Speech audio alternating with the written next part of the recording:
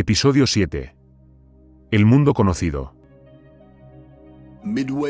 A mitad de camino en el viaje de nuestra vida, me encontré dentro de un bosque oscuro, pues el camino recto se había perdido. Y, durante mi viaje, mientras me abría paso a través de los enmarañados senderos laberínticos del engaño, buscando el centro de la verdad, conocí a una mujer brillante que me enseñó muchos hechos planos. Pero, de entre todos sus hechos planos, hubo uno que me tocó la fibra sensible. Me mostró los mapas de antaño y me pidió que encontrara la anomalía clave, el único error que contenían todos los mapas.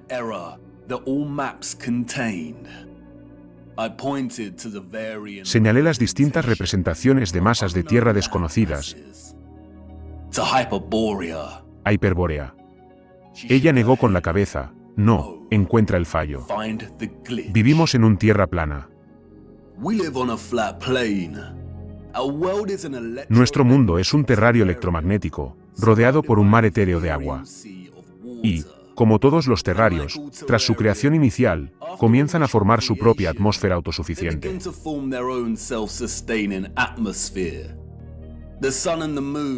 El Sol y la Luna viajan por encima de nuestro reino plano en espirales concéntricas. Se nos dice que hay 5 círculos de latitud prominentes. Tenemos el círculo polar ártico más cercano al centro, el trópico de Cáncer a 23,5 grados de latitud en el hemisferio norte, el Ecuador a 0 grados de latitud, el trópico de Capricornio a 23,5 grados de latitud en el hemisferio sur y el círculo polar antártico.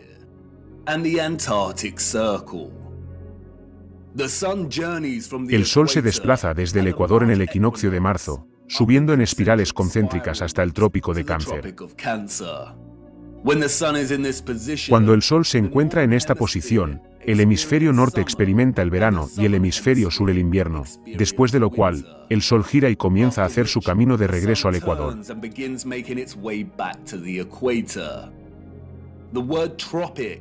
La palabra trópico proviene de la palabra latina tropicus, que significa perteneciente a un giro. El Sol vuelve a recorrer la misma trayectoria espiral concéntrica y alcanza de nuevo el Ecuador. A continuación, sigue avanzando y alcanza el trópico de Capricornio. Cuando el Sol se encuentra en esta posición, el hemisferio sur experimenta el verano y el hemisferio norte el invierno.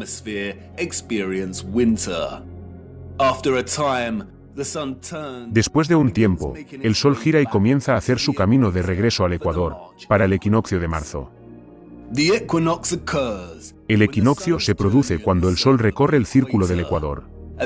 Y quienes vivan a lo largo de esta línea de latitud verán el Sol directamente sobre su cabeza en un ángulo de 90 grados al mediodía solar. El equinoccio de marzo marca la estación de la primavera en el hemisferio norte y el de septiembre la del otoño. Si usted vive en el hemisferio sur, esto se invierte. El equinoccio de septiembre marca la primavera y el de marzo el otoño. Es importante señalar que el Sol nunca llega al círculo polar ártico. Tampoco llega al círculo polar antártico. Nunca llega a los polos. Viaja hasta los círculos tropicales y luego regresa. El punto en el que el Sol alcanza su excursión más septentrional y meridional, en relación con el Ecuador, se llama solsticio.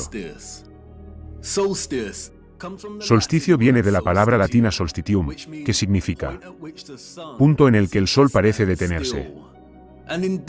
Y, efectivamente, muchos observan que el Sol parece detenerse en los solsticios. Y esto es porque, en cierto sentido, lo hace. Llega a la excursión más septentrional y meridional y se vuelve.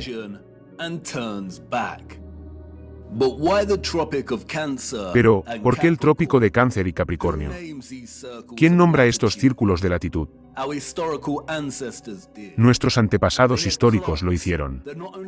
Tenían relojes que, no solo les indicaban los segundos de la hora, las horas del día, sino también el momento del crepúsculo y del amanecer, y la fase actual de la luna. Sus relojes comprendían el verdadero tiempo, el panorama general. comprendían el reloj celeste. Las estrellas que están sobre nosotros, más allá de nuestro firmamento y en las aguas de arriba, giran a un grado constante cada 4 minutos, de este a oeste, es decir, en sentido contrario a las agujas del reloj.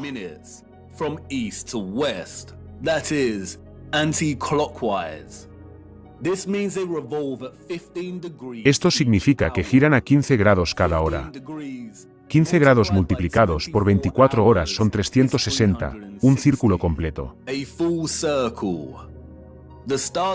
Las estrellas de arriba son fijas.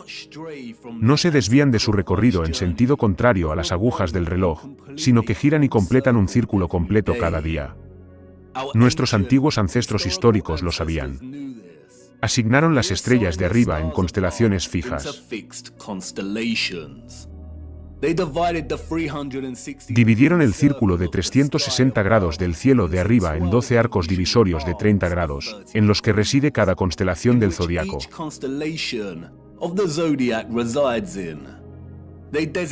Designaron cada constelación en cada arco de 30 grados con un símbolo antropomórfico, la mayoría de los cuales son animales. Zodiaco es una palabra interesante. Zodiac, los arcos del zodiaco. Sí, los paralelos con el arca de Noé son sorprendentemente obvios. Cada constelación del zodiaco se mueve desde su posición fija en las aguas de arriba. Un grado cada 72 años. Las estrellas en el círculo sobre nosotros están fijas en sus posiciones. Cada 72 años, el círculo entero se desplaza un grado. Esto es lo que se llama la precesión del equinoccio. Recordemos que cada arco es de 30 grados. Si multiplicamos 72 por 30, obtenemos 2160 años. El círculo de arriba tarda 2160 años en desplazarse un arco entero.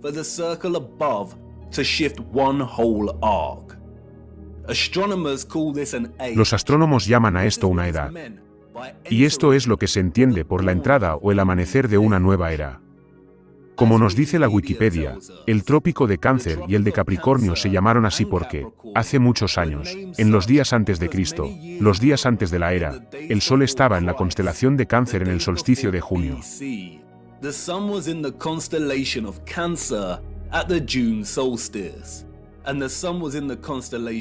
Y el Sol estaba en la constelación de Capricornio en el solsticio de diciembre.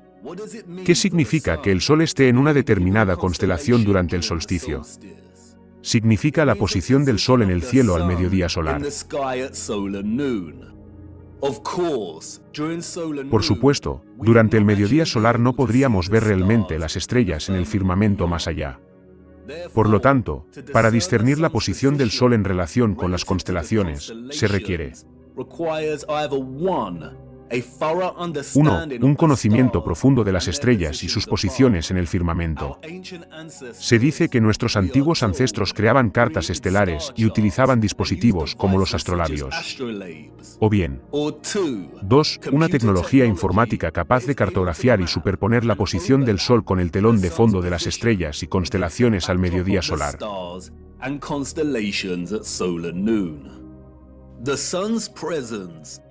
La presencia del Sol en la constelación de un determinado signo del zodiaco significa exactamente lo que parece. Al mediodía solar del día del solsticio, el Sol debe estar frente a una constelación determinada. Fíjate bien en la rueda del zodiaco que aparece en la esfera de estos relojes. Aquí vemos que las constelaciones de Cáncer y Capricornio son polos opuestos entre sí.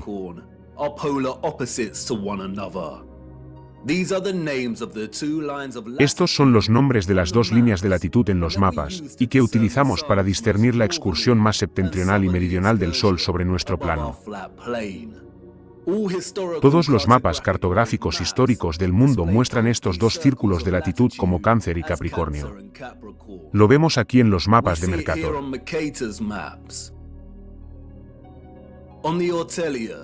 En el de Urtilies. En el Rouche. En el Habano Monte. Los mapas cartográficos combinan la llamada ciencia con la estética, para comunicar eficazmente la información espacial. Se esfuerzan por ser precisos. Y todavía hoy utilizamos esta designación de Cáncer y Capricornio para estos círculos de latitud en nuestros mapas cartográficos. Google Earth también utiliza estas designaciones. Pero, ¿por qué? Como dice la Wikipedia, cuando se nombró esta línea de latitud en el siglo pasado AC, el Sol estaba en la constelación de Cáncer en el solsticio de junio, el momento de cada año en que el Sol alcanza su cenit en esta latitud. Igualmente, cuando se nombró el trópico de Capricornio, el Sol estaba en la constelación de Capricornio en el solsticio de diciembre. Y la rueda del zodiaco hace que esto sea muy fácil de entender. Por ejemplo, si el Sol está en una constelación determinada al mediodía solar del solsticio de junio, su homólogo en el solsticio de diciembre estará siempre en la constelación opuesta al signo de junio.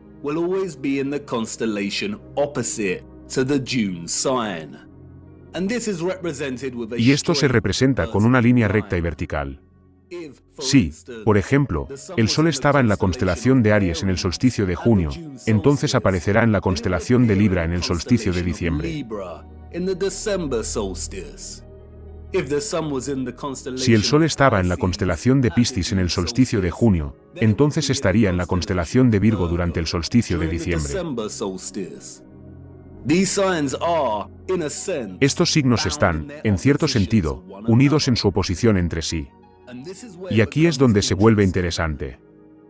La línea vertical, aquí, representa los círculos de los trópicos y sus respectivas constelaciones durante los solsticios. Pero, están regidos por otro círculo de latitud, el ecuador. En la rueda, este está representado por la línea horizontal. Y verás que las líneas forman una cruz. El ecuador y los círculos de los trópicos están unidos al unísono por esta cruz. Recuerda que el zodiaco es la esfera del reloj del círculo de estrellas que está sobre nosotros. Cuando una gira en sentido contrario a las agujas del reloj, el resto la sigue.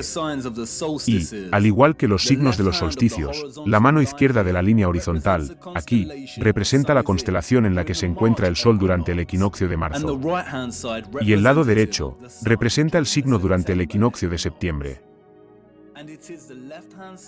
Y es el lado izquierdo de la cruz, el equinoccio de marzo, o lo que se denomina el equinoccio de primavera, y su signo del zodiaco que actúa como punto de referencia para todo el sistema de coordenadas celestes.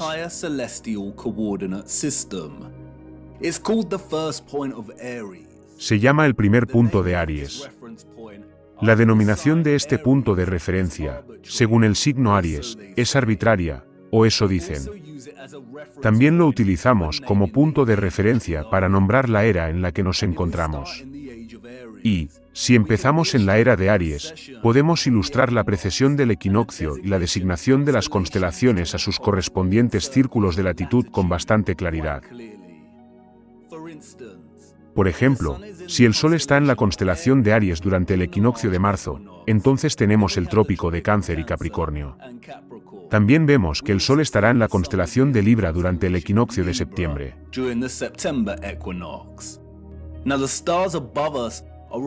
Ahora, las estrellas sobre nosotros están girando en sentido contrario a las agujas del reloj desde sus posiciones fijas habituales, a 1 grado cada 72 años. Y un arco completo del zodiaco cada 2160 años. Así que, saltemos 2160 años, a la era de Piscis. El Sol está, por supuesto, en Piscis durante el equinoccio de marzo. Tenemos el trópico de Géminis y Sagitario y el Sol en Virgo durante el equinoccio de septiembre.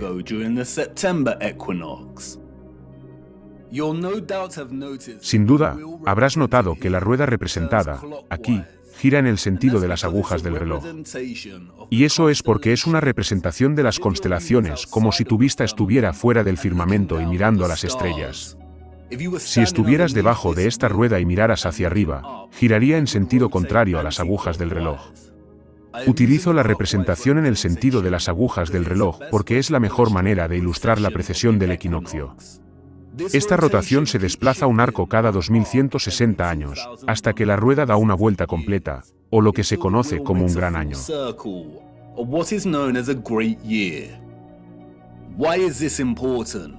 ¿Por qué es importante? Lo que vemos aquí, y lo que confirma la narrativa dominante, es que los trópicos de Cáncer y Capricornio ocurren durante la era de Aries. Durante los últimos 2000 años, más o menos, hemos estado en la era de Piscis.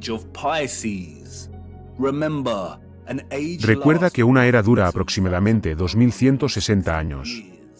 Y ahora estamos en la cúspide de entrar en la era de Acuario. En junio de 2020, durante el solsticio, el Sol entró en la frontera de Tauro. Y, por lo tanto, la transición ya ha comenzado. Y Google te lo dirá, tú mismo, si buscas. Una nueva era, o una procesión de 30 grados hacia una nueva constelación en el equinoccio de marzo, no es una fantasía pseudo-espiritual de la nueva era de astrólogos y yogis, por igual. Es una ley astronómica de las estrellas en el firmamento. Y puedes seguirla tú mismo, cada equinoccio y solsticio. Es un componente crítico e integral en la función de nuestro reino.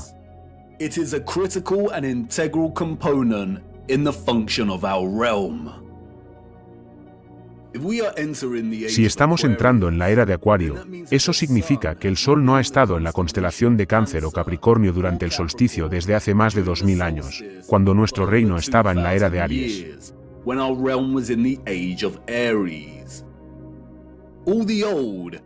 Todos los mapas cartográficos antiguos y actuales, e incluso Google Earth, representan estos círculos de latitud como el trópico de Cáncer y Capricornio. No hay mapas que presenten las líneas de los trópicos correctamente como deberían estar en la era de Piscis, nuestra era actual.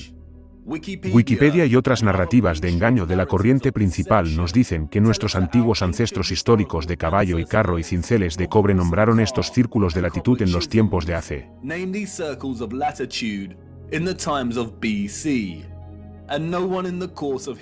Y nadie en el curso de la historia que siguió se molestó en cambiar los nombres de los trópicos a su designación exacta. Estamos en la era de Piscis y lo estamos desde hace más de 2000 años.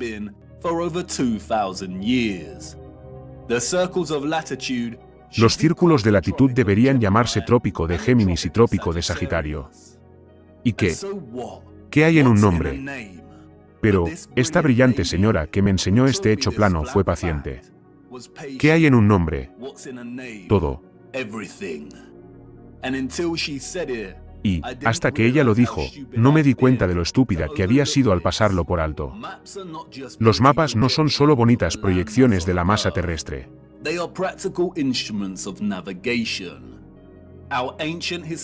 Son instrumentos prácticos de navegación. Se dice que nuestros antiguos ancestros dependían de la navegación celeste, de la posición de las estrellas en el firmamento, para guiarse en el mar, seguir la estrella del norte. Y si, por casualidad, sus brújulas fallaban, entonces conocer el mapa de las estrellas de arriba sería fundamental. Es absurdo creer que nuestros antepasados continuaron utilizando la designación de Cáncer y Capricornio para los trópicos, que fue establecida por sus propios antepasados históricos, que pertenecen a una época totalmente diferente.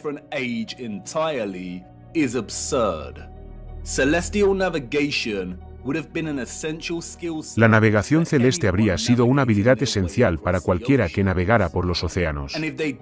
Y, si disponían de tecnología avanzada, como nosotros tenemos nuestros ordenadores y sistemas GPS, realmente serían tan perezosos y negligentes como para no molestarse en designar los círculos de los trópicos con sus títulos de constelación correctos.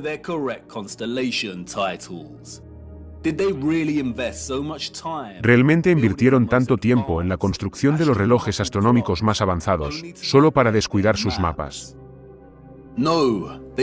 No, no lo hicieron. Todos estos mapas históricos presentan designaciones para los círculos de latitud de los trópicos que tienen más de 2000 años de antigüedad. ¿Por qué? ¿Y por qué seguimos utilizando esta designación hoy en día? Porque, como ven, estos mapas y todos nuestros mapas, incluido Google Earth, son herramientas de engaño. ¿Dónde están los mapas de la era de Piscis, los mapas de los últimos 2000 años? ¿Y podrían estos mapas tener realmente más de 2000 años de antigüedad? Parece que alguien no quiere que conozcamos la época en la que residimos, o quiere distraernos para que no descubramos lo importante que es realmente la precesión del equinoccio.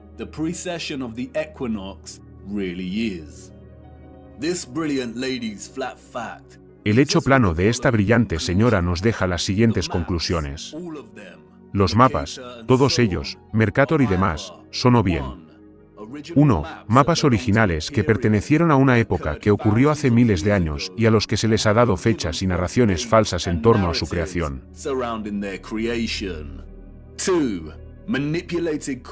2. Copias y versiones manipuladas de mapas originales que fueron creados hace más de 2160 años.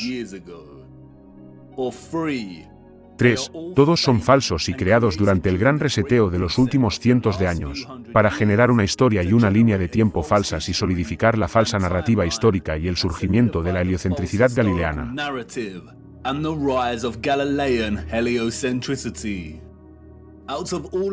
De todas estas opciones, la segunda y la tercera son las más probables. Los mapas mundiales cartográficos no son documentos fáciles de crear y establecer. Requieren un sólido conocimiento del tamaño y la forma de la Tierra. Requieren un conocimiento profundo de los círculos de latitud que forman parte del funcionamiento de nuestro mundo. Requieren un conocimiento complejo de los continentes y las masas de tierra. Es probable que estos mapas sean duplicaciones manipuladas de mapas de hace miles de años, o completamente falsos.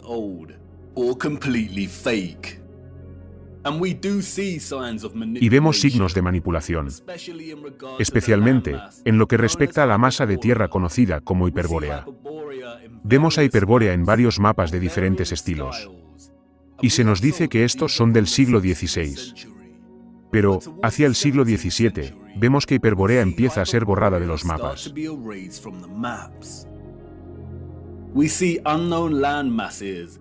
Vemos que masas de tierra desconocidas que están presentes en algunos de estos mapas antiguos desaparecen por completo. Y entonces, caí en la cuenta del mensaje de este hecho plano: no tenemos ningún mapa fiable, ni uno solo. No tenemos ninguna fuente fiable que nos muestre el panorama general del reino que habitamos. Continué mi viaje. Y, a medida que me adentraba en el bosque, el camino hacia el centro que me había llevado hasta allí había desaparecido. No podía volver atrás y no había ningún camino delante de mí. Me perdí de verdad. ¿Cómo saber a dónde vas si no sabes dónde estás en primer lugar, si no tienes un mapa? Todas las marcas históricas de camino en las que había invertido cierto grado de confianza antes eran, ahora, completamente poco fiables y cuestionables.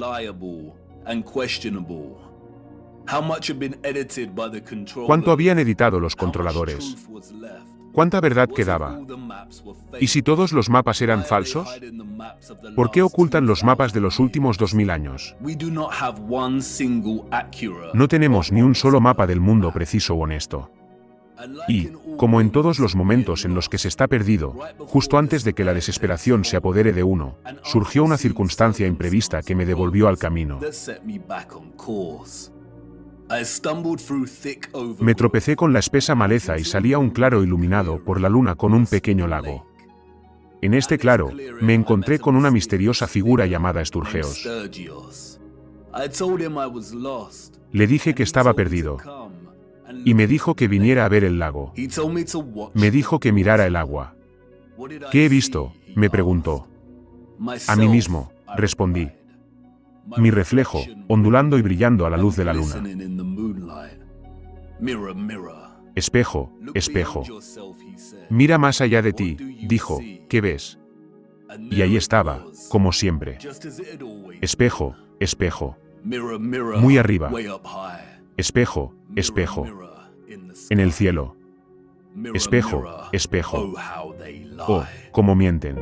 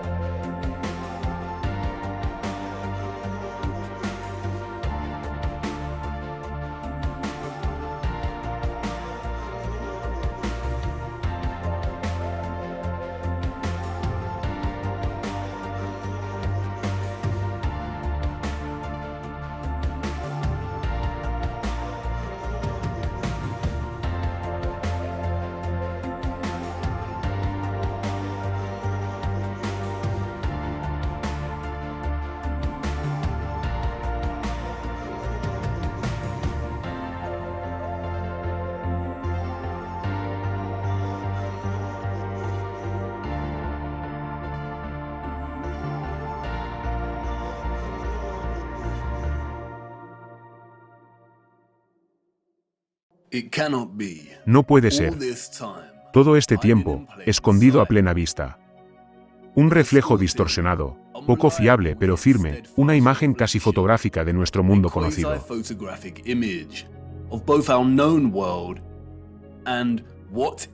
¿Y qué es esto? Esto es el mundo desconocido. Gracias, Sturgeos, por todo tu trabajo. Sturgeos ha cartografiado cada continente hasta el más mínimo detalle. Su trabajo es meticuloso. Ha trazado zonas horarias, estaciones, rutas de vuelo y distancias.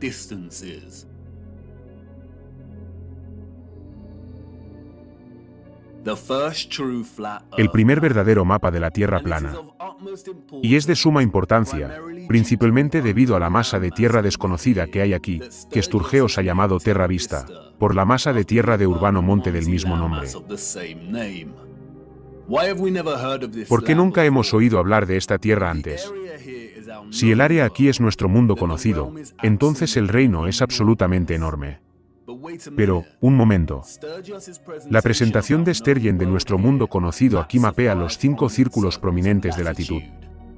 Vemos el círculo polar ártico, los trópicos, el ecuador y el círculo polar antártico.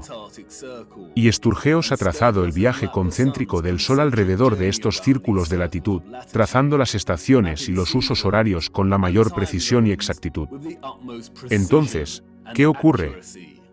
El Sol y la Luna no pueden recorrer la totalidad de las masas de tierra presentadas aquí porque tardarían demasiado. ¿Esta masa de tierra no tiene su propio Sol? O tal vez, la Luna no es un mapa del gran reino después de todo. Pero, no tan rápido. Tenemos que dedicar algo de tiempo a desglosar el descubrimiento de Sturgeos, aquí. ¿Cómo se formó y se forma la imagen en la cara de la luna? ¿Cuándo se formó y por qué? Son todas preguntas que nadie puede responder.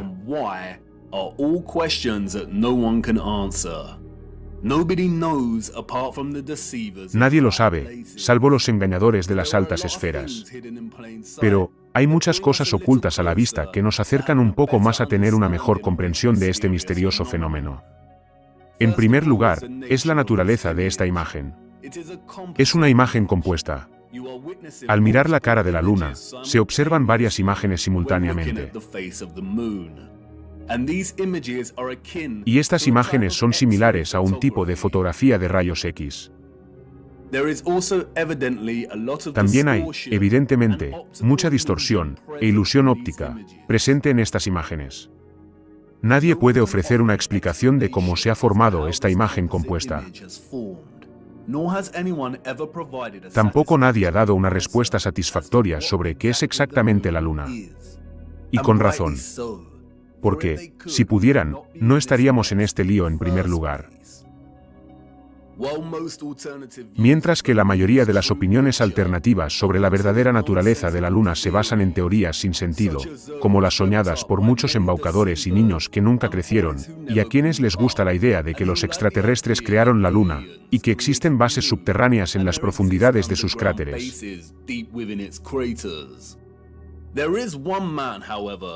Hay un hombre, sin embargo, que habló de la Luna en los años previos a la carrera espacial de los 60, y que ofreció una visión muy sensata. En 1965, el profesor R. Foster desafió a un complejo científico corrupto al afirmar que aterrizar en la Luna era una imposibilidad.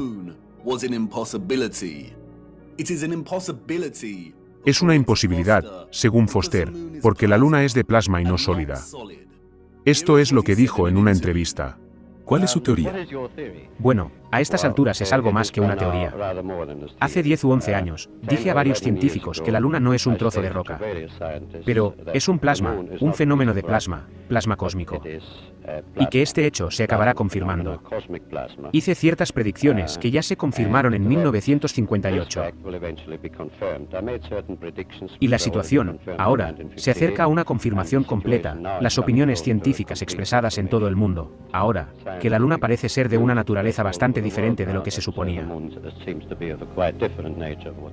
Los americanos y los rusos están pensando en aterrizar hombres en ella. Bueno, eso nunca sucederá. No en la Luna, en Marte y Venus, en otros planetas, sí, pero la Luna es definitivamente, como afirmo, un plasma. Como la mayoría de los que hablan, Foster fue probablemente una oposición controlada. Nótese que dice que es posible aterrizar en otros planetas, pero no en la Luna.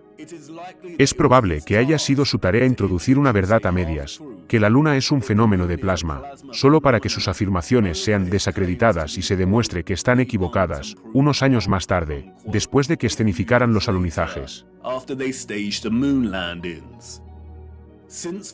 Sin embargo, desde la afirmación de Foster, nuestro propio acceso a la tecnología en los últimos años nos ha permitido investigar la Luna con más detalle. Y, gracias a ello, vemos una y otra vez diversos casos de comportamiento de la Luna que desmienten la mentira de que es una bola de roca.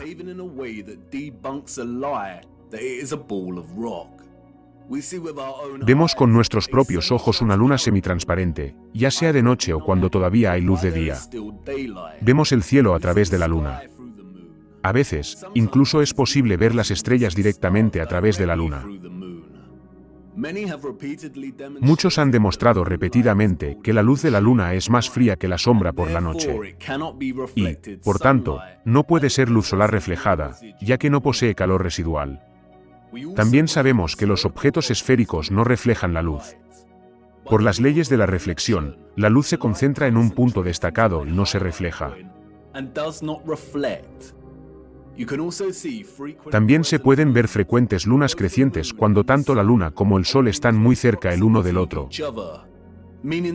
Lo que significa que es imposible que el Sol esté proyectando la sombra de la Tierra sobre la Luna.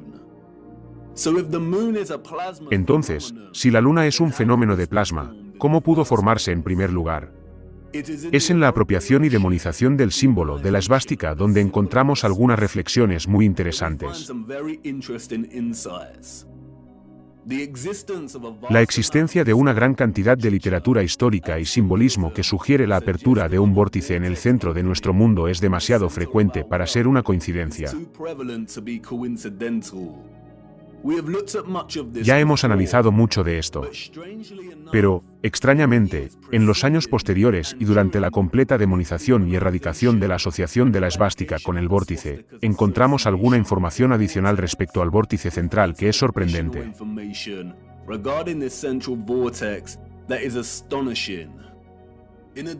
Además de la apropiación de la esvástica como emblema, los nazis también estaban obsesionados con un símbolo muy similar, el del Sol Negro.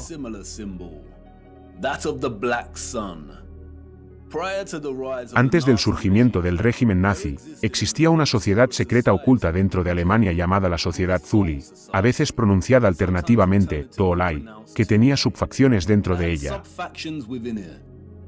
Una de estas subsociedades, se nos dice, era la Sociedad del Sol Negro. Influenciada por los Rosacruces y otros grupos herméticos, la Sociedad Thule hacía especial hincapié en la superioridad de una supuesta raza aria con poderes místicos innatos.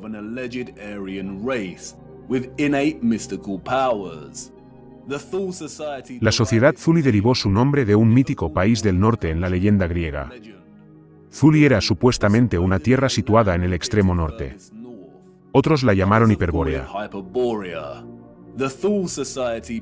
La Sociedad Thule creía, según se nos dice, que una raza mayor, los arios, colonizó nuestra tierra, y que estaban ubicados en el centro de nuestra tierra hueca. El almirante Byrd, el explorador militar de la Antártida, también hizo referencia a una tierra hueca con una entrada en el Polo Norte. La Sociedad Thule también creía que el Sol Negro era una gran bola de materia prima que existía en el centro de la Tierra, y emanaba radiación en forma de energía real.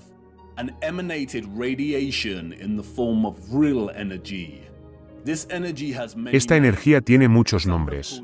Algunos la han llamado chi, luz astral, fuerza sódica u orgón.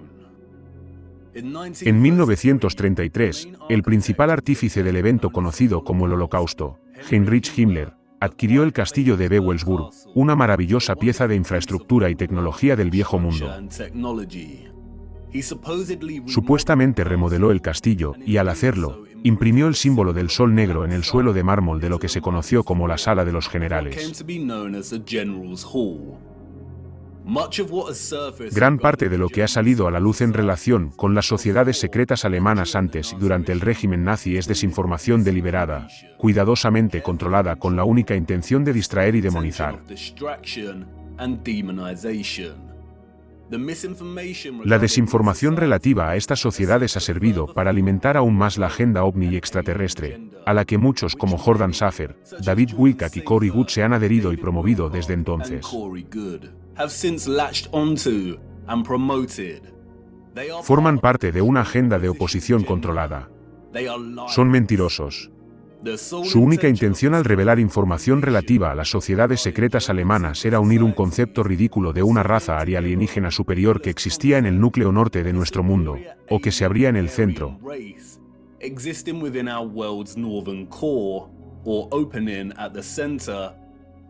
con una dictadura maníaca que resultaba en un espantoso genocidio, o en otras palabras, hacerles parecer más locos de lo que ya estaban. Los controladores de nuestro reino tuvieron que apropiarse de la esvástica y erradicar su asociación simbólica con el vórtice central electromagnético y físico de la Tierra. Y, aunque no creo que exista un sol negro debajo de nosotros, si la noción de esto parece absurda y descabellada, solo hay que recordar que la mayoría de la población mundial ya ha aceptado que hay algún tipo de esfera oscura debajo de ellos, actuando como fuente de la energía electromagnética de nuestro mundo.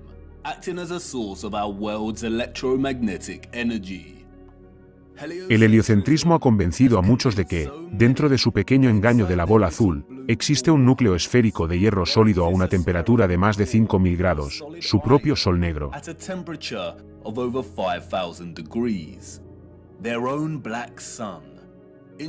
Curiosamente, en sus ilustraciones nunca representan este núcleo de hierro con las habituales asociaciones de color negro o gris oscuro del metal, a pesar de decirnos que es una esfera cristalina de hierro sólido.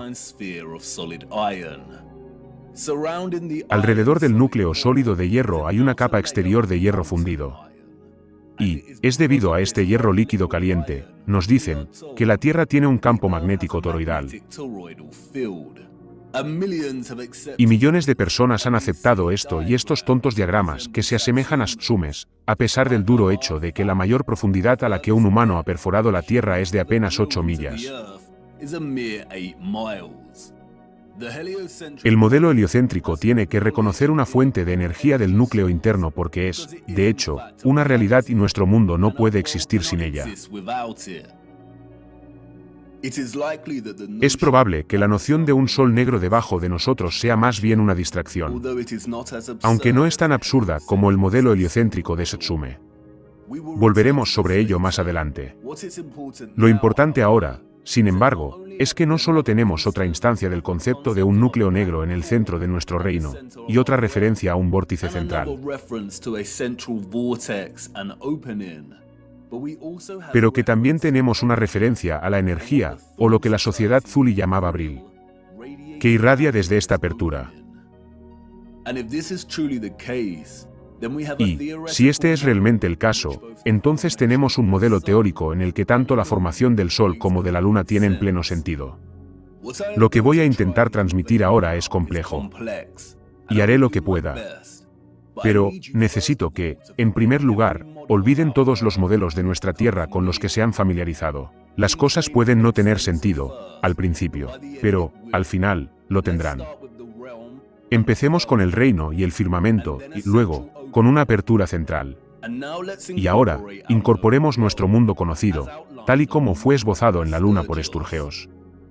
Y, finalmente, añadamos la fuente, o bobina electromagnética, debajo. Ya sea una roca magnética o una bobina electromagnética, la fuente del campo magnético de nuestro mundo se encuentra en el centro y por debajo. Y cualquier fuente de electromagnetismo intenso produciría una fuerte radiación. Nadie puede decirlo, indefinidamente. Pero, es muy probable que el plasma concentrado que llamamos luna sea el resultado de una forma única de radiación, similar a los rayos X, que emana de esta fuente, a través de una abertura o vórtice.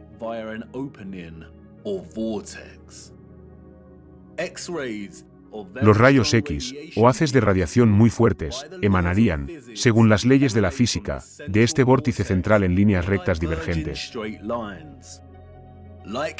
Al igual que los rayos X, también serían invisibles. Los haces divergentes continuarían hasta entrar en contacto con el propio firmamento. Los rayos X difieren de los rayos de luz y no tienden a reflejarse. Los rayos X son como una forma superpotente de luz. Y, como sus longitudes de onda son más cortas que las de la luz ordinaria, su frecuencia es mucho mayor. Por ello, los rayos X pueden atravesar objetos que la luz ordinaria no puede. Y esto significa que los rayos X no se reflejan fácilmente. No hay muchos materiales que reflejen, dispersen, refracten o redirijan los rayos X. Y, aunque no estoy diciendo estrictamente que los rayos X sean la causa, cualquier forma de haces de radiación fuerte se comportaría de forma similar. Existen algunos materiales que pueden reflejar los rayos de alta energía. Y fue un hombre llamado Lawrence Bragg, en 1913, quien descubrió que las estructuras cristalinas reflejan los rayos X. Así es. Estructuras cristalinas. Un firmamento cristalino. La reflexión de Bragg se utiliza, por ejemplo, para enfocar la luz monocromática. Y hay un dispositivo, llamado monocromador, que utiliza espejos de cristal curvados para reflejar los rayos X y enfocar la luz monocromática. Los monocromadores estándar utilizan un prisma para descomponer la luz.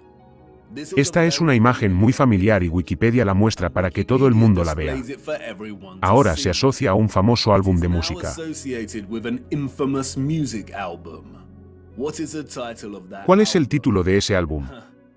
Nos lo dicen. Esto significa que estamos en el camino correcto. Los haces de radiación reflejados en el firmamento de cristal probablemente se redirigirán hacia abajo, fuera del centro y hacia la ionosfera sobre nuestras cabezas. La misma ionosfera en la que se cosechó la energía electromagnética etérea. Es aquí donde los rayos convergerán y se concentrarán y generarán el fenómeno de plasma que llamamos luna. La idea de que los rayos electromagnéticos se reflejen desde el firmamento y converjan en la ionosfera puede parecer absurda. Pero, hay muchos experimentos caseros que puedes realizar tú mismo para comprobar el poder de concentración de los rayos de luz. Como se ve aquí, los rayos del Sol, reflejados en el espejo cóncavo, son capaces de producir un calor intenso y encender un fuego. Los rayos de luz reflejados se concentran en un punto para generar energía. Y, recuerda, los rayos de radiación similares a los rayos X son mucho más potentes que los rayos de luz. Si la Luna es un punto de plasma concentrado y condensado, entonces tiene que ocurrir dentro de una de las capas de la ionosfera sobre nosotros. Todos los diversos gases nobles internos de nuestra ionosfera aparecen en diferentes capas y altitudes. Hemos visto cómo se cargan por el electromagnetismo del Sol, para formar el cielo de plasma. A cierta altitud en la ionosfera, hay dos capas de gas neón y helio. Es probable que el Sol se forme de manera similar dentro de estas capas.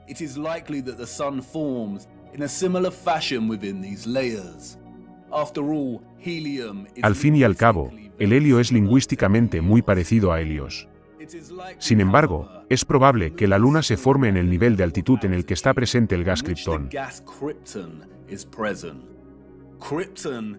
El kriptón es conocido por su luz blanca y fosforescente. También se utiliza para crear plasma no térmico o frío, como demuestran los científicos contemporáneos que desarrollan este campo en la actualidad.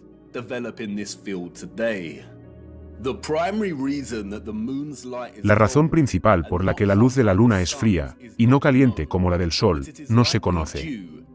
Pero, es probable que se deba a una polaridad producida por su interacción con nuestro campo electromagnético en la ionosfera, siendo la Luna el dieléctrico de polaridad negativa a la carga positiva del Sol.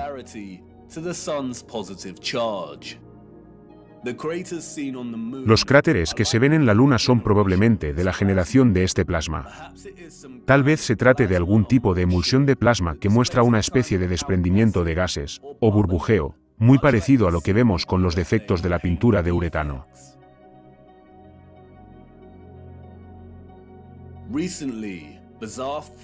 Recientemente, han surgido extrañas teorías de que vivimos dentro de uno de estos cráteres en la Luna. Esto no es correcto.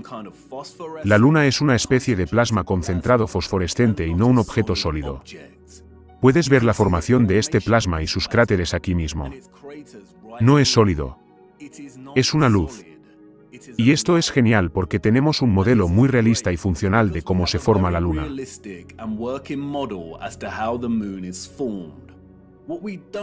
Lo que no tenemos, sin embargo, es una explicación de cómo se forma la imagen compuesta en su cara. Como he dicho antes, la imagen que vemos en la Luna es similar a una fotografía compuesta de rayos X de nuestro gran reino.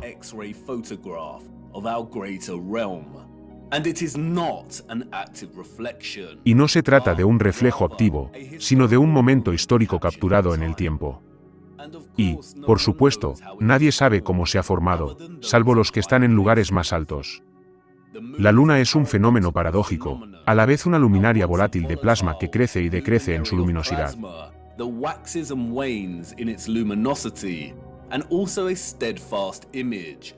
Y, también, una imagen firme captada en algún momento del tiempo que no parece cambiar.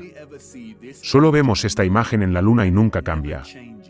Esta extraña y misteriosa imagen, que ha desconcertado e inspirado a millones de personas, podría ser el resultado de un fenómeno orgánico natural, o quizás incluso artificial.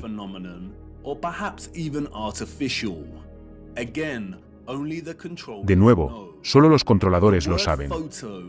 La palabra foto tiene su origen en el griego fotos. Significa luz. De ahí que tengamos palabras como fotosíntesis, que significa la síntesis de la luz en la que las plantas recogen la energía luminosa y la convierten en energía química.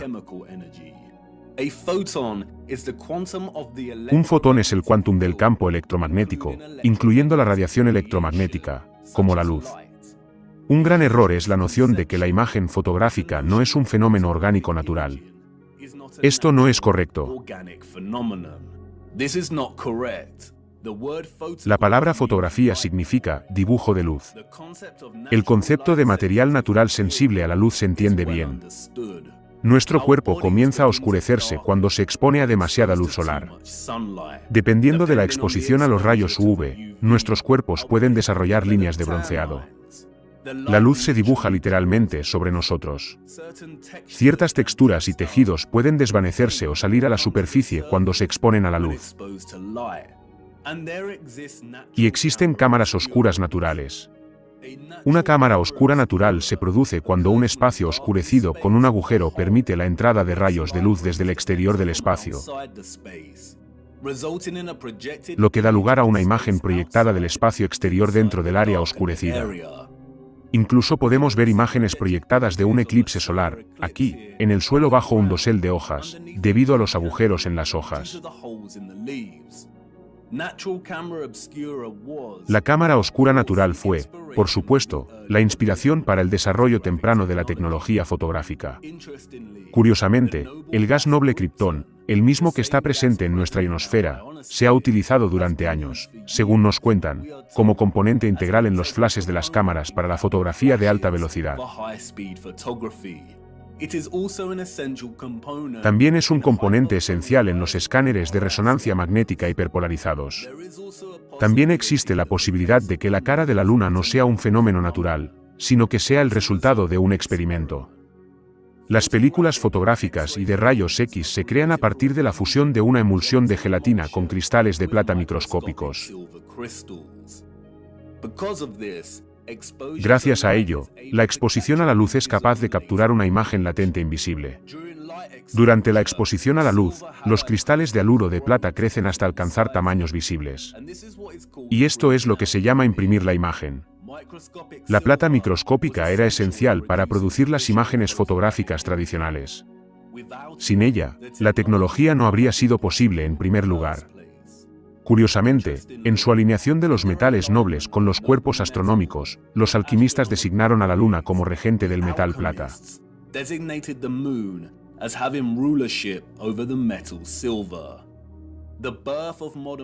Se dice que el nacimiento de la fotografía moderna comenzó en 1800, cuando el tío de Charles Darwin intentó capturar la imagen producida en una cámara oscura. Descubrió que, recubriendo el cuero blanco con nitrato de plata, era capaz de capturar parcialmente imágenes de la vida real. El uso del nitrato de plata fue desarrollado posteriormente por Louis Daguerre, que dio origen al daguerrotipo y a la fotografía moderna. Pero lo interesante es que el nitrato de plata tiene otro nombre. Lo llamaron cáustico lunar, en homenaje a la asociación de los alquimistas entre la luna y la plata.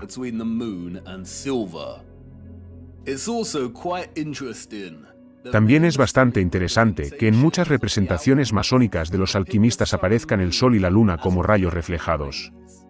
Y qué casualidad que los alquimistas, que probablemente no existieron como se nos dice, asociaran la luna con el mismo metal sin el cual es imposible la fotografía tradicional.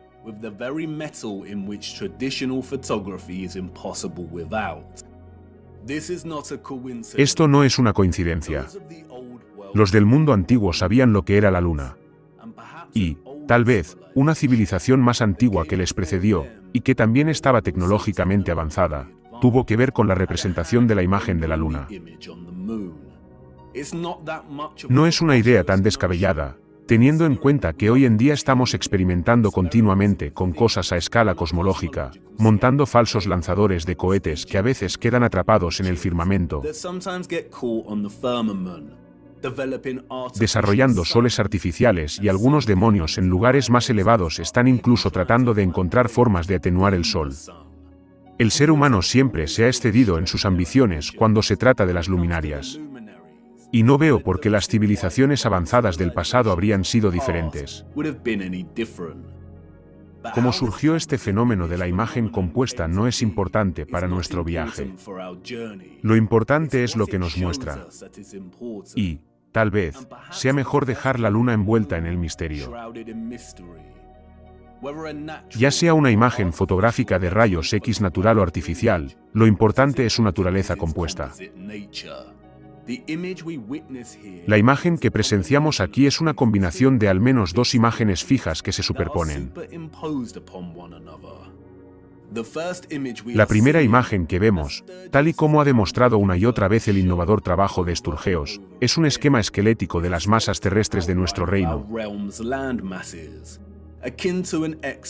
similar a una radiografía, y de una forma que nunca antes habíamos visto.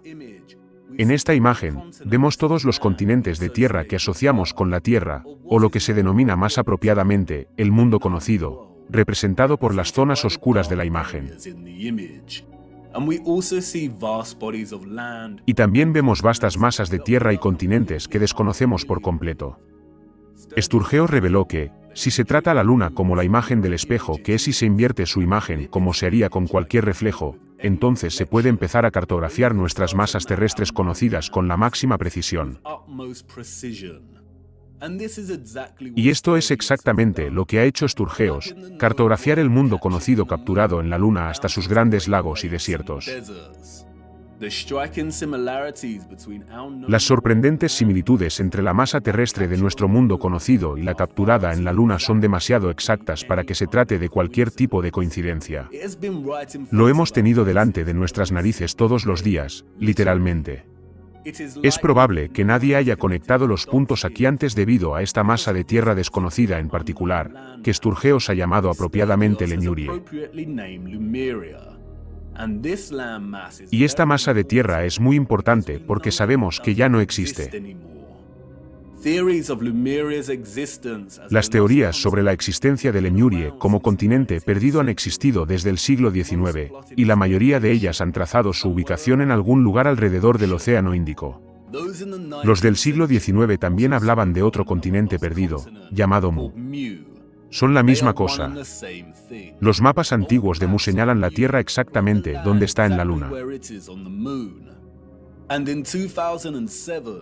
Y, en 2007, Masaki Kimure descubrió enormes estructuras, incluyendo pirámides, castillos y carreteras en el fondo del océano, a cierta distancia de Japón, una ubicación muy similar a donde Lemurie está trazada aquí, en la Luna.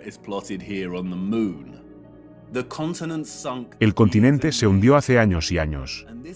Y esto es muy útil porque significa que esta imagen no es un reflejo activo sino un momento capturado en el tiempo antes de que el continente se hundiera. La segunda imagen que presenciamos simultáneamente en nuestra luna es la del propio firmamento. Sí, han oído bien. La luna es la única imagen oficial conocida de nuestro firmamento. La cara de la luna es una imagen compuesta. Y tenemos que separar las imágenes para entender completamente lo que estamos viendo. Tenemos la masa de tierra del Gran Reino. Y esta es una imagen desde un ángulo.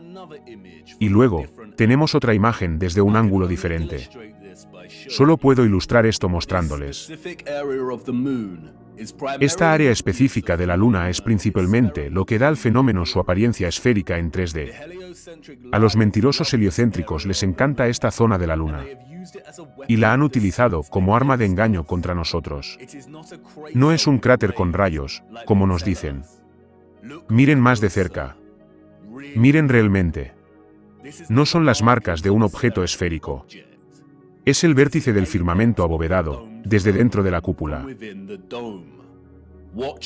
Observe atentamente.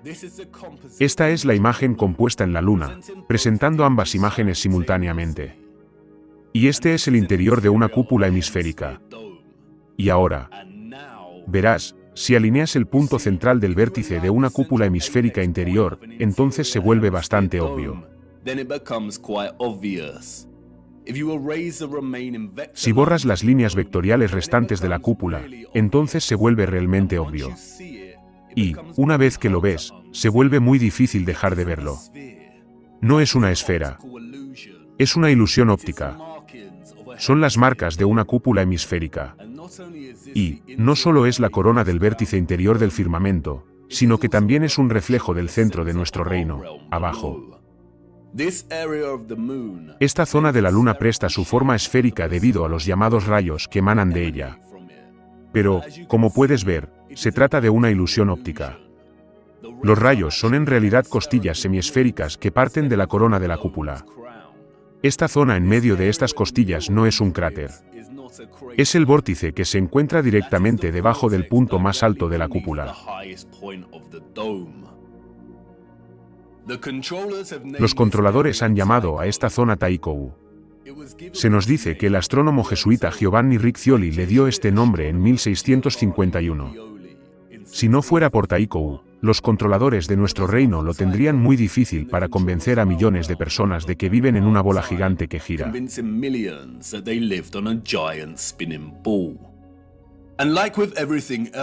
Y, como en todo lo demás, han utilizado a Taikou para ocultar cosas a la vista.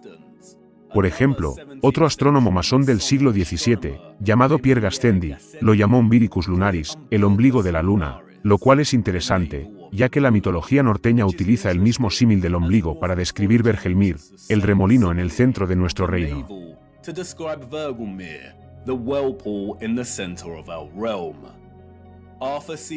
La Odisea del espacio de Arthur C. Clarke, una de las novelas de ciencia ficción más famosas de todos los tiempos, presenta un cráter en la Luna, llamado Taikou. En la novela, los científicos descubren que hay un fuerte campo magnético que emana del cráter y descubren que proviene de un monolito cúbico negro, enterrado 15 metros dentro del cráter.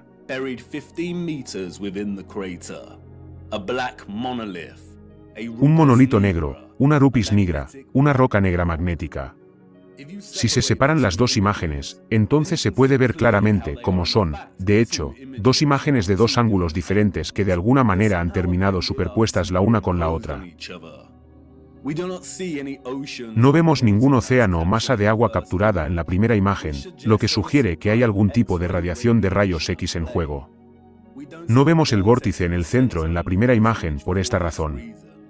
Y, de nuevo, nadie sabe cómo se formaron estas imágenes. Pero, si algún tipo de rayos de radiación fue responsable, entonces la primera imagen, las masas de tierra de nuestro gran reino, fueron muy probablemente capturadas cuando los rayos golpearon el firmamento.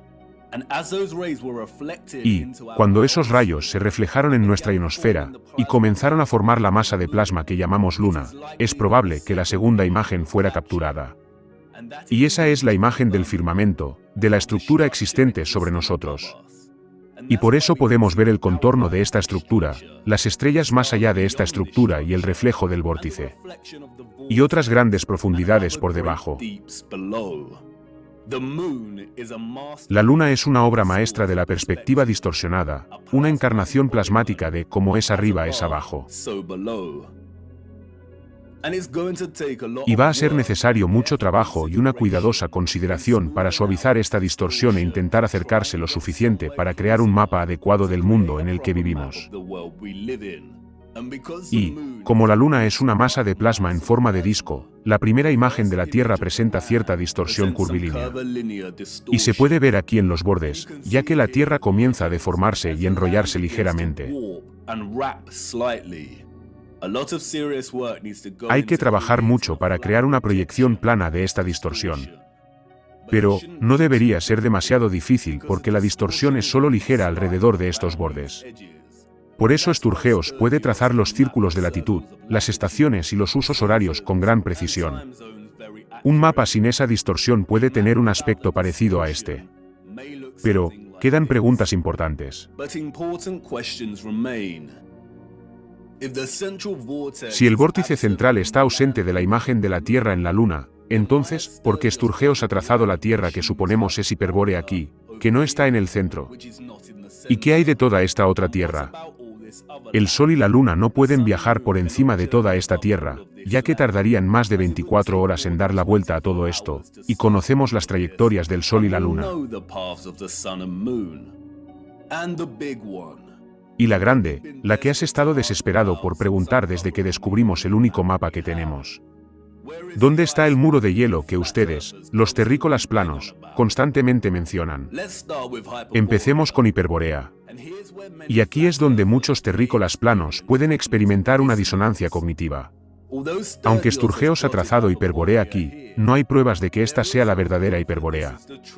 Hay muchas masas de tierra diferentes en esta región y no podemos estar seguros. Me duele decir que Hiperbórea puede no existir de la manera que hemos llegado a creer. La Hiperbórea de Mercator es probablemente obra de los masones, para despistarnos del camino real. Y de esto se trata nuestro propósito, ¿no es así? Excavar en busca de la verdad es un asunto difícil. Y, a medida que cavamos más profundo, nos damos cuenta de que los artefactos que encontramos antes pueden no ser tan útiles o importantes como pensábamos al principio. Todos nos equivocamos. Pero, quédate conmigo. No hay que desesperar, todavía.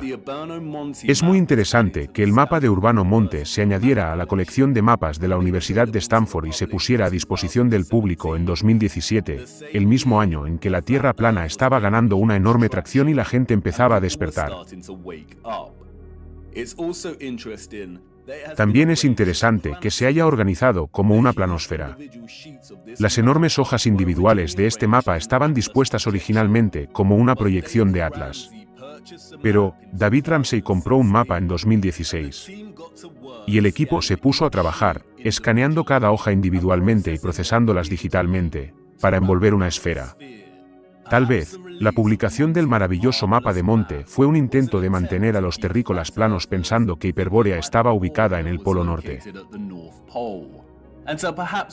Y quizás para hacer volver a los que estaban sentados en la valla y no habían despertado realmente todavía, un acto muy sutil de manipulación. Pero, ¿por qué querrían que la comunidad de la Tierra plana se mantuviera fija en Hiperbórea? Tengo algunas ideas sobre Hiperbórea. Pero, en primer lugar, hay que recurrir a los relojes. Los del mundo antiguo lo sabían exactamente el tipo de tierra en la que vivían. Y está expuesto para que todos lo vean, aquí mismo, en los relojes astronómicos. La esfera del zodiaco, aquí, o lo que se conoce oficialmente como la esfera de la eclíptica, en el reloj astronómico de Praga, supuestamente construido en el siglo XV, no divide sus arcos de constelación de 30 grados por igual. Además, está descentrada con respecto al mapa de atrás y aparece distorsionada. Y así, muchos relojes del mundo antiguo presentan esferas eclípticas muy similares. Pero, veamos un poco más de cerca este magnífico reloj de Praga. Como puede ver, la esfera del zodiaco contiene un borde que presenta una serie de líneas verticales. Estas líneas representan un trozo de 5 días. Y cada sección del zodiaco representa un mes. Los del mundo antiguo utilizan esta esfera para seguir las estaciones, las fases de la luna y para presentar la fecha. Pero, en un reino de círculos perfectos, porque 6 de los arcos de 30 grados, aquí, están representados en un espacio más pequeño que los otros 6. Todos contienen 5 subsecciones. Entonces, ¿por qué son diferentes? Como se puede ver aquí, el reloj astronómico de Praga presenta la Tierra en el centro. ¿Por qué la esfera de la eclíptica tiene que ser más grande y estar descentrada, con la representación de la Tierra? Los mentirosos oficiales de nuestro reino, los controladores satánicos, tienen una respuesta, por supuesto. Nos dicen que es porque la esfera eclíptica es una proyección estereográfica. La proyección estereográfica es una función cartográfica que proyecta una esfera sobre un plano. Todos los mapas son proyecciones estereográficas. No tenemos mapas precisos. Wikipedia nos dice que el plano de la eclíptica se proyecta sobre la esfera del reloj y, debido al ángulo de rotación de la Tierra en relación con su plano orbital, está desplazado del centro y aparece distorsionado. El punto de proyección para la proyección estereográfica es el Polo Norte.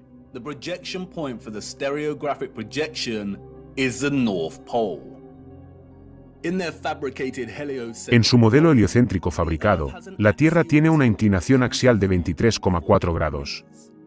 Los controladores necesitaron inventar la inclinación axial para justificar toda la mentira esférica, para justificar las estaciones, los climas enormemente diferentes, y para justificar la posición fija absoluta de Polaris sobre el verdadero norte geográfico.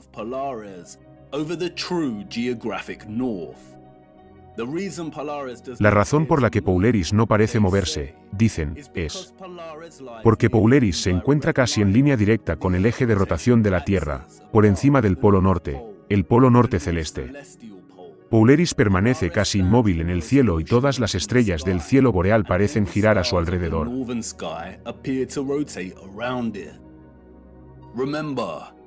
Recordemos que en su modelo todo se mueve a velocidades incomprensibles.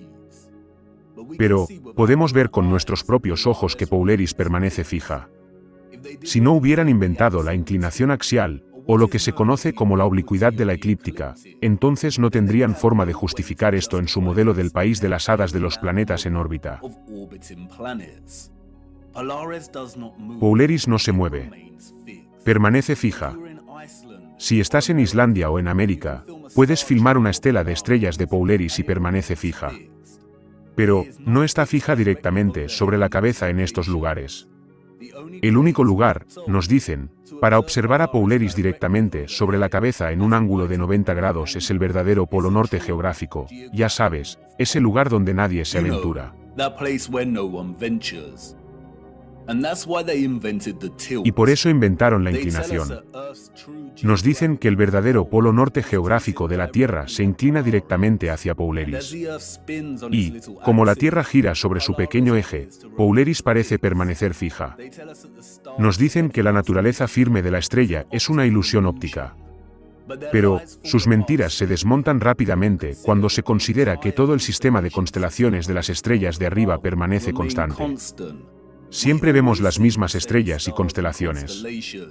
Si la Tierra girara sobre su eje mientras orbita alrededor del Sol, y el Sol atravesara nuestra galaxia, que también se mueve en un universo más grande, la precesión del equinoccio sería realmente tan predecible.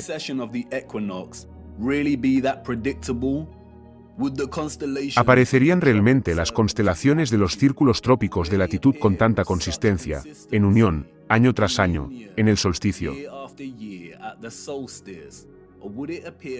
¿O parecería algo más aleatorio?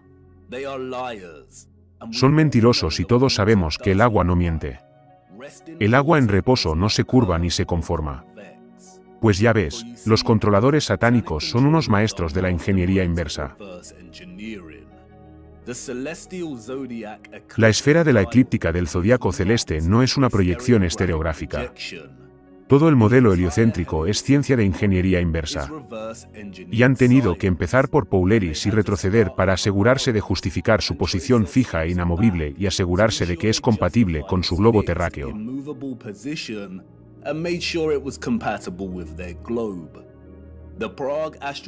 El reloj astronómico de Praga ha sido alterado drásticamente en los últimos 200 años. Ha sufrido incendios, ha sido restaurado y alterado. Y eso se puede ver aquí, en la forma en que la proyección de la Tierra detrás del reloj ha cambiado con el tiempo, de un mapa plano a una esfera abultada y antiestética. Pero, mira, cuando alineas la esfera eclíptica con el mapa de nuestro gran reino, entonces todo esto empieza a tener sentido. Las constelaciones del zodiaco aparecen distorsionadas, a pesar de tener todas 5 subsecciones iguales, porque nuestra ubicación está limitada dentro de una porción del gran reino y esto gobierna nuestra perspectiva de observación de las estrellas. La forma de este estilo no tiene nada que ver con una inclinación axial. Está diseñado así para reflejar nuestro mundo conocido dentro de esta bolsa de campo magnético. El reino es mucho más grande. Y, por lo tanto, el firmamento y la circunferencia de las estrellas fijas en el agua de más allá es mucho mayor que la circunferencia de nuestro propio campo magnético. Polaris está aquí, sobre el centro. Y esto es muy importante, nos dicen que nuestro polo norte magnético está separado de lo que llaman norte geográfico verdadero. Nuestro polo norte magnético se está moviendo. ¿Cómo puede ser eso? ¿Es otra de sus mentiras? No, no lo es. Es una verdad a medias. Nos dicen que, en el transcurso de un siglo, el polo norte magnético se ha movido desde su ubicación justo por encima de Canadá hasta cerca de Groenlandia, y ahora está en camino a Siberia. Se está moviendo rápidamente. ¿Por qué? El símbolo de la esvástica y el sol negro ofrecen algunas pistas de por qué. Durante años, los terrícolas planos han llegado a ver el polo norte magnético y el polo norte geográfico como sinónimos. Pero no lo son, como usted sabe. La esvástica simboliza el vórtice. Pero, el sol negro lleva su mensaje simbólico más allá. El círculo central, aquí, representa el núcleo de hierro, el sol negro, o lo que el ficticio Mercator llamó la Rupes nigra. Pero, mira más de cerca. Hay otro anillo fuera del núcleo central. Recuerda, el sol negro es el núcleo energético dentro del vórtice. Y, recuerden, también que, en el modelo heliocéntrico, reconocen que el núcleo de la Tierra es una esfera de hierro sólida. Pero, también existe un núcleo exterior de hierro líquido fundido. También nos dicen que este núcleo exterior líquido es el responsable de producir nuestro campo magnético y polos en movimiento. Esta es la razón por la que el polo se mueve. Porque el campo magnético no emana del núcleo sólido sino de un núcleo exterior volátil. Esto es lo que el segundo círculo, aquí, representa. Y, como todo lo relacionado con el heliocentrismo, solo hay que aplicar el sentido común y aplanar la curva, y las cosas empiezan a tener sentido. No hay un núcleo exterior esférico, sino una especie de bobina electromagnética, quizás incluso de hierro fundido, que rodea el núcleo sólido central. En el núcleo, tenemos una apertura de vórtice. Pero, la verdadera fuente energética volátil está debajo. El núcleo central es similar a la esfera de un reloj central. Es sólido y permanece fijo y todo lo demás se mueve a su alrededor. Pero, también es la piedra angular responsable de todo este movimiento. Todo lo que rodea a nuestro mundo se mueve. Las estrellas de arriba se mueven, el Sol y la Luna, y el núcleo exterior electromagnético bajo nosotros. Y, al mismo tiempo, la propia Tierra y el núcleo sólido central permanecen inmóviles. Y, no solo este núcleo exterior se mueve y se lleva nuestro polo norte magnético con él, sino que, es muy probable que se mueva de acuerdo con la precesión del equinoccio, en el tiempo con las estrellas de arriba a medida que se mueven de sus posiciones fijas.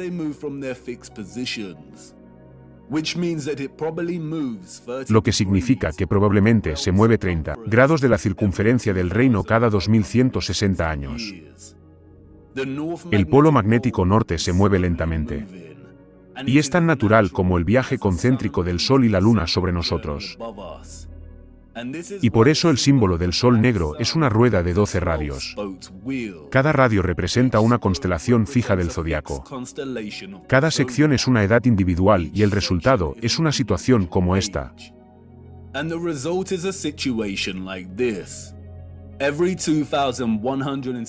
Cada 2160 años, nuestro polo magnético norte rodea el núcleo sólido interior y el vórtice en 30 grados. Por ello, el polo se ha desplazado desde Canadá y está de camino a Siberia. Está atravesando el círculo central exterior, o lo que se denomina más apropiadamente el círculo magnético. Vivimos dentro de un reloj perfecto, dentro del reloj de Dios. El Sol y la Luna rodean nuestro polo norte magnético, que está situado aproximadamente en el centro de la masa terrestre de nuestro mundo conocido.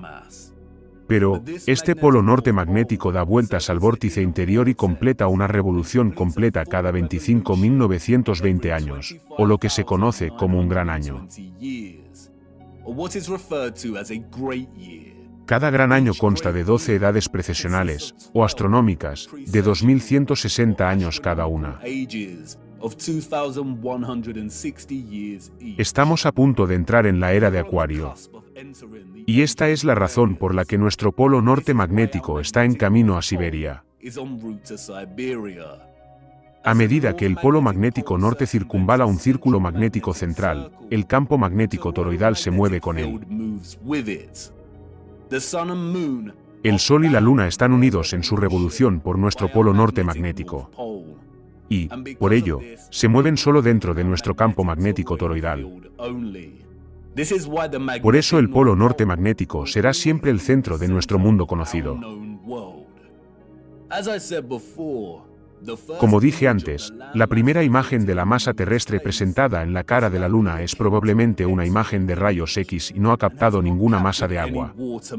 Y, por ello, solo ha registrado las zonas de nuestro reino con alta densidad, como la Tierra, del mismo modo que una imagen de rayos X captará las partes de nuestro cuerpo con mayor densidad, como el hueso, pero no la sangre de nuestras venas.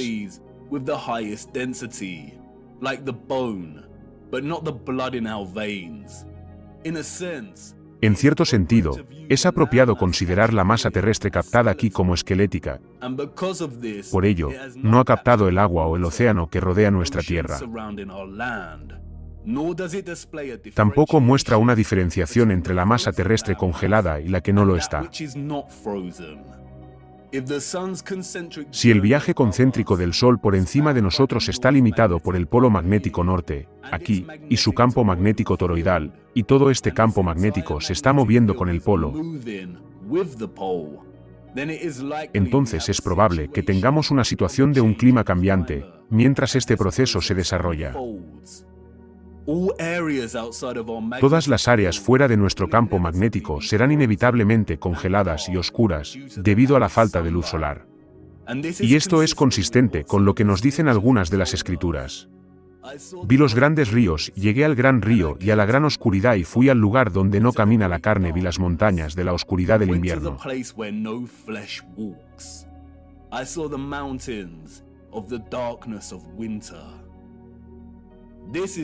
Este es tu muro de hielo y no es un muro constante y fijo. Se derrite y se vuelve a congelar continuamente con la revolución del polo, en el transcurso de un gran año y de cada edad astronómica.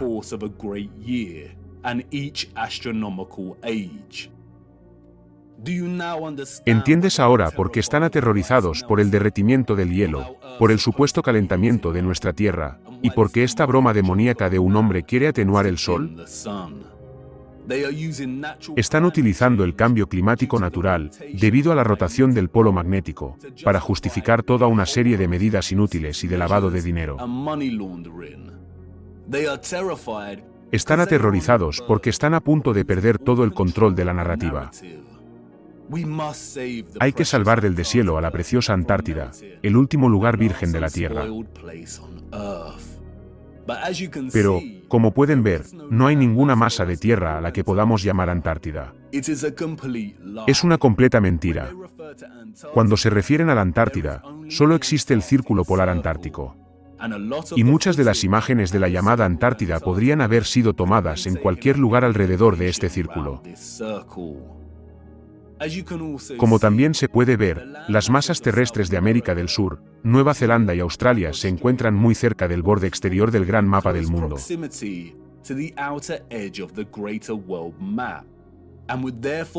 Y, por lo tanto, estarían muy cerca de los cimientos del propio firmamento. Esta es probablemente la razón por la que hay una fuerte presencia militar en estas regiones. El cambio climático, el deshielo del Círculo Polar Antártico, es tan natural como el día y la noche. Es un macroproceso del reloj mayor en el que vivimos. Ya hemos hablado de cómo las constelaciones en las que se encuentra el Sol durante el equinoccio y el solsticio forman una cruz en la rueda del zodiaco, al señalar la designación de la edad y el trópico. Pues bien, vuelve a mirar con atención el reloj de Praga. La esfera central del reloj está situada dentro del centro de nuestro campo magnético. Y el Sol y la Luna se mueven dentro de este campo. Nuestro campo magnético está fuera del centro del reino mayor en general. No es una cruz uniforme sino una verdadera cruz, o lo que ahora se conoce como una cruz latina, o crucifijo. Vivimos dentro del travesaño de la cruz.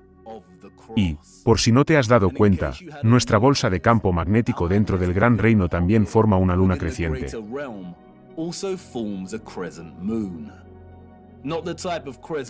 No el tipo de luna creciente asociado con el mercurio y la plata alquímicos, sino este tipo de luna creciente. El mismo símbolo que los controladores se apropiaron y rediseñaron para representar la nobleza. La cruz y la media luna son expresiones naturales inherentes al funcionamiento del reloj en el que vivimos. Son expresiones naturales del reloj de Dios. Y nos equivocamos. Polaris no está situada a 90 grados por encima de nuestro polo magnético norte, en la región que llamamos el Ártico, hogar de Groenlandia e Islandia. Polaris descansa sobre el vórtice en el centro del Gran Reino. Y aquí es donde hay que destacar la distinción entre los puntos cardinales geográficos y las direcciones magnéticas.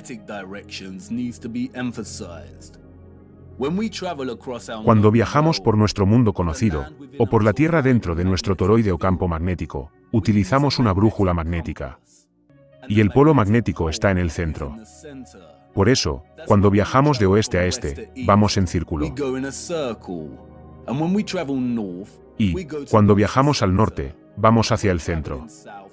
Y, cuando viajamos al sur, nos alejamos directamente del centro. Sin embargo, también existen puntos cardinales geográficos. ¿Y qué dicen las escrituras sobre esto? Está ahí mismo en la referencia de Enoch a los 4 cuartos del mundo. Nuestro campo magnético, según Enoch, se encuentra en el norte geográfico del Gran Reino.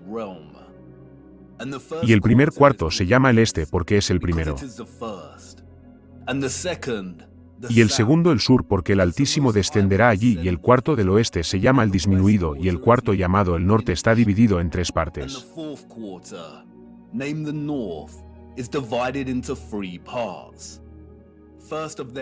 La primera de ellas es para la morada de los hombres, la segunda contiene los mares de agua, los abismos y los bosques y los ríos y las tinieblas y las nubes. Y la tercera parte el jardín de la justicia. El vórtice está en el centro del reino, o lo que se denomina más apropiadamente el norte verdadero. La imagen de rayos X de la Tierra en el mapa lunar no muestra este vórtice. Pero, como se ha comentado, está presente en la segunda imagen del firmamento. En la corona del firmamento lo vemos reflejado, el ombligo del mundo. Podría ser que el jardín de la justicia al que se refiere Enoch, y que también se conoce como Hiperbórea, esté situado justo donde Sturgeos lo ha trazado. Pero, esta tierra no es el verdadero norte o vórtice central. Eso solo puede existir en el centro. Y, como se dijo antes, hay alguna distorsión curvilínea presente en la imagen compuesta en la cara de la luna. He utilizado mi pequeño mapa de colores, aquí, estrictamente para fines ilustrativos. No soy un creador de mapas. Pero he intentado suavizar parte de esta distorsión.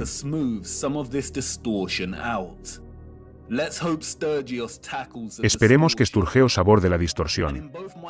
Y, tanto en mi rápido intento, como en el mapa lunar real, vemos un cuerpo de tierra justo en el centro, justo aquí. Tal vez, este es el jardín de la justicia que rodea el vórtice central. Y, tal vez, la referencia de Enoch que está localizado en nuestro cuarto norte es porque solo se puede acceder desde este cuarto. ¿Quién sabe?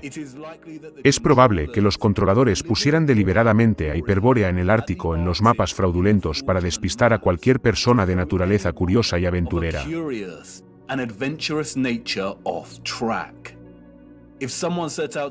Si alguien se propusiera encontrar el norte verdadero utilizando estos mapas, fracasaría. Y, debido a la distinción entre la dirección magnética y la geográfica, encontrar el verdadero norte sería una hazaña monumental, incluso sin sus engaños. Si alguien quisiera viajar realmente al centro de nuestro gran reino, lo tendría muy difícil. Y tendrían que renunciar a la brújula, por completo. Si el sur geográfico de nuestro campo magnético está aquí abajo, con las tierras usualmente asociadas con el sur, entonces el vórtice central del Reino Mayor cae dentro de nuestro norte geográfico. Pero no podremos alcanzarlo con la brújula apuntando al norte. No se encuentra en nuestro polo magnético norte.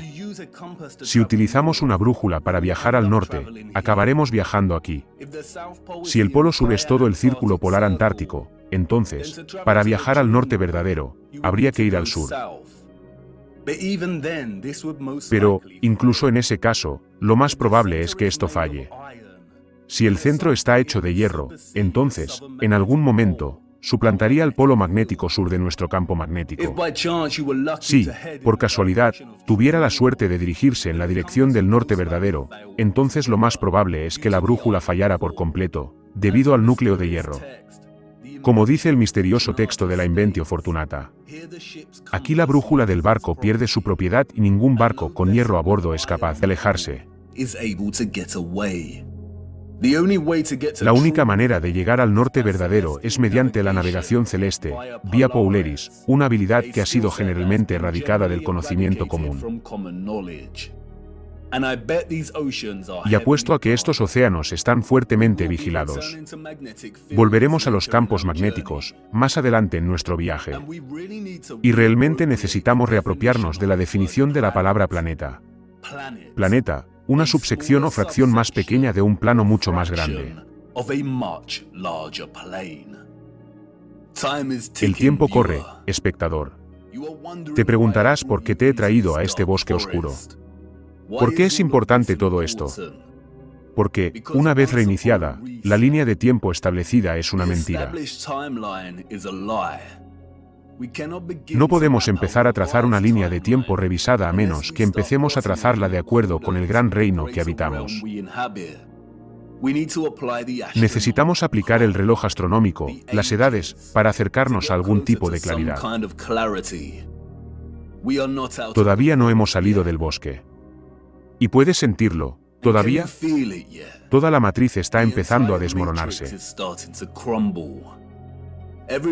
Todo lo que hemos aprendido, todo en lo que hemos confiado para dar forma a nuestra comprensión del reino que habitamos temporalmente, es ahora poco fiable. Y lo único que nos queda son nuestros propios ojos. Y todo lo que vemos, una y otra vez, es el agua buscando siempre su nivel plano. Vemos restos estructurales que los de los libros de historia no podrían haber construido. Y vemos un gran mal que se multiplica.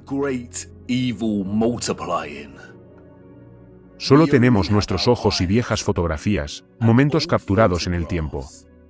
El acto de la fotografía, el arte de la yuxtaposición, de la comparación y el contraste. The art of juxtaposition, of comparison and contrast. Somos tan pequeños, nuestro mundo en el espejo. ¿Dónde están los mapas de la era de Piscis? ¿Dónde ha ido nuestra historia y qué ha sido de nosotros, ahora? ¿Somos tan diferentes a los que vemos en el siglo XIX? Míranos, buscando desesperadamente el tiempo perdido. Nuestras botas empapadas de barro, todo el día dedicado a cavar a través del engaño, cavando y moviendo el barro.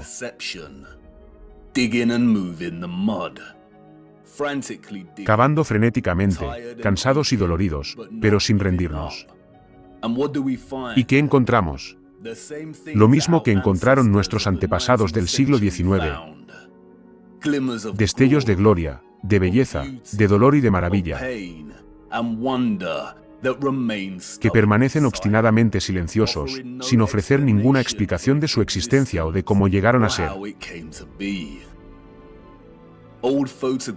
Fotografías antiguas y tanta gloria. Todavía no les he mostrado lo imposible que son estas estructuras.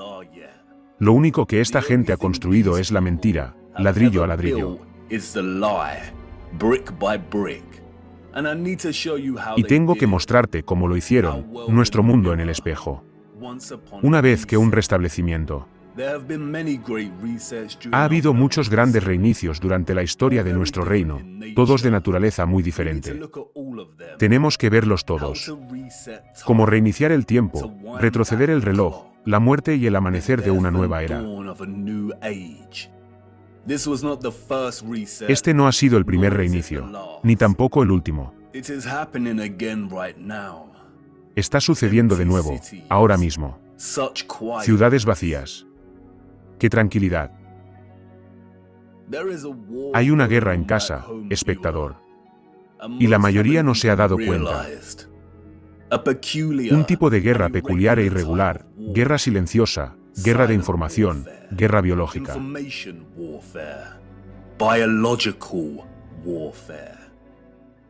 Una guerra tan antigua como el propio tiempo. Una guerra entre las fuerzas de la luz y las de la oscuridad.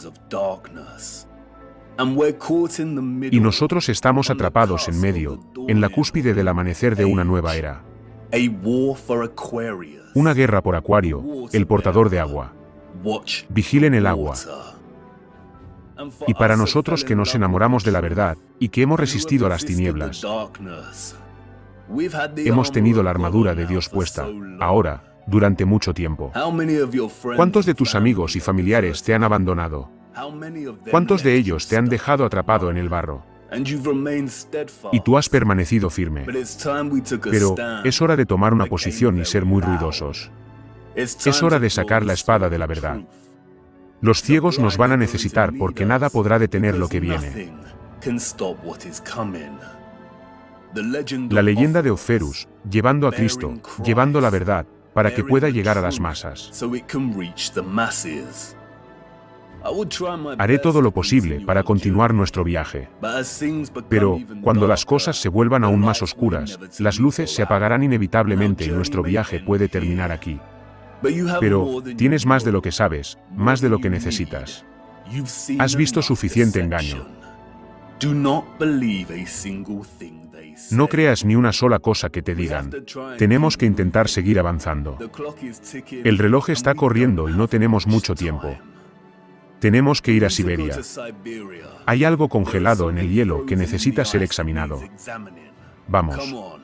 Es hora de abordar la gran pregunta. ¿Quiénes eran los ciudadanos del futuro? Y no es lo que piensas. La línea de tiempo está mal y los mapas son falsos. Esta no es la respuesta. No. Tenían un rey sobre ellos. Vamos, Ciru dice verdades expuestas. Si lo confirma la NASA, es todo mentira. Si lo confirma la NASA, es todo mentira. Si lo confirma la NASA, es todo mentira. Si lo confirma la NASA, es todo mentira. A la luna, nunca la invadieron y el espacio. Nunca ellos lo vieron, las galaxias nunca existieron. La Tierra es plana, desde siempre lo supieron. Si lo confirma la NASA.